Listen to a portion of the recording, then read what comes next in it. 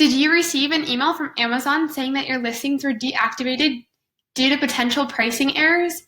My name is Sydney Harris with My Amazon Guy, and today I'll be telling you what to do to be able to reactivate your listings. So in the email that you received, it gives you some steps on what you should do to reactivate your listings, as well as a list of ASINs that were deactivated. So you want to come to your sellercentral.amazon.com and go ahead and log in. Once here, under the Pricing tab, click Fix Price Alerts. Then underneath the individual ASINs, it will tell you why your listing has been deactivated. So in this case, it is a potential high pricing error. So Amazon has reviewed these, and their algorithm and their system has picked up that potentially these listings have a higher price than they were supposed to. So you can go ahead and check, say, is your quantity all right? Is your price all right? And then go ahead and click Reactivate for the listings, and then click Save All.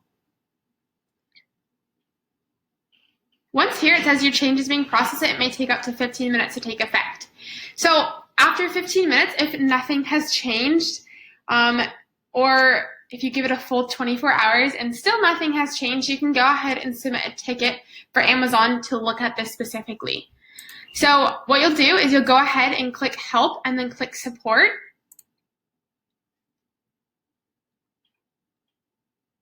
And then you'll scroll all the way down to the bottom of the page and click Get Support.